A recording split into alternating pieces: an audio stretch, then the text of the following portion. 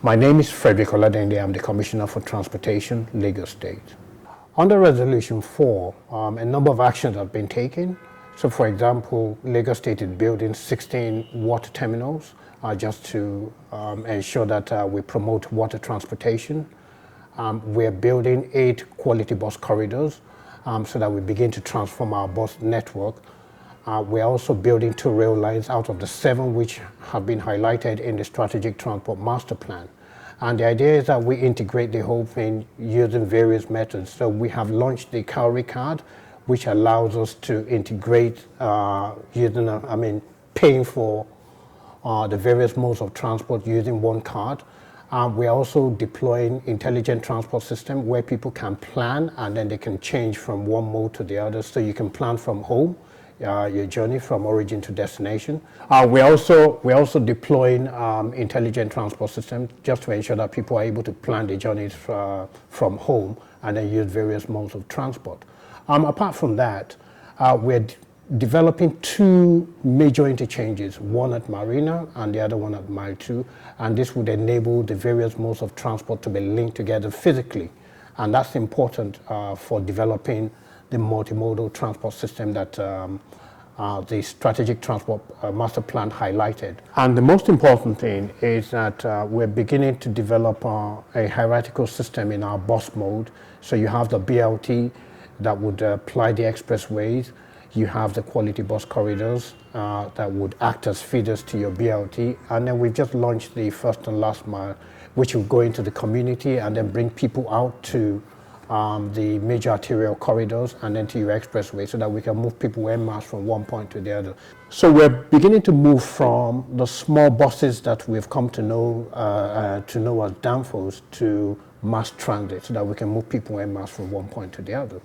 And so that's how we're beginning to, develop a network where people can move seamlessly from one point to the other, from one mode to the other, and then to pay using one card, and then to plan their journey using one standardized maybe app to actually link the various modes of transport. And we will continue to develop that.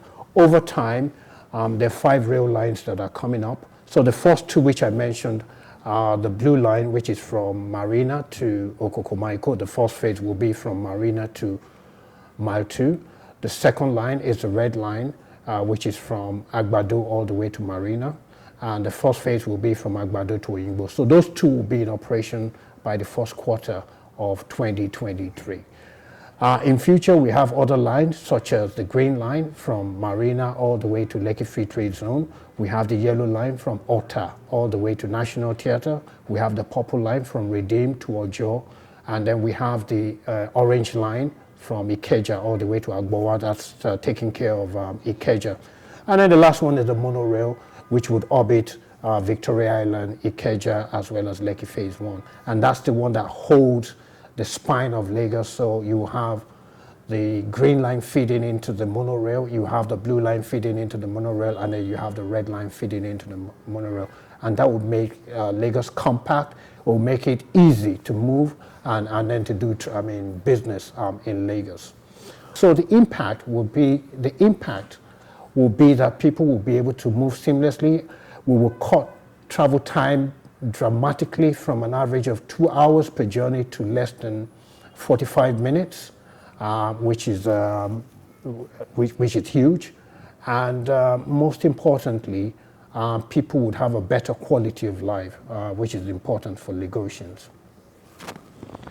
Under Resolution 5, we're looking at how we will transit from the petrol as well as the diesel fuel cars to something greener such as CNG and then eventually to electric. So what have we done so far? We have signed an agreement, an MOU with Owando Clean Energy to see how we can begin to manufacture electric cars and buses. But the first thing is to transit into CNG and then eventually to electric. And what we have done is that we are working with a private investor who have brought in about 10 CNG buses, and we are piloting those. and then over time we would increase those to about 1,000 and then to about 3,000 and then until we cover the whole fleet in Lagos. And then as we're doing that, we'll begin the research to see how we can then deploy electric buses and then electric cars. So we have to look at charging stations.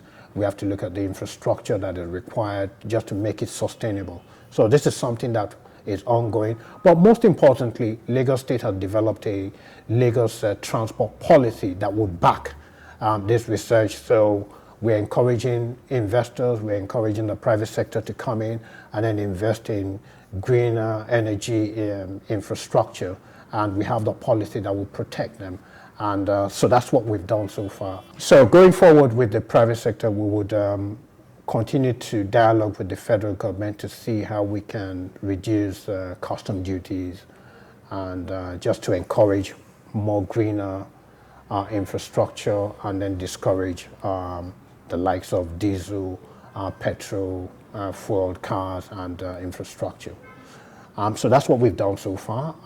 I think over time we would see greenhouse gas reduce in Lagos, and we will begin to experience cleaner energy going forward.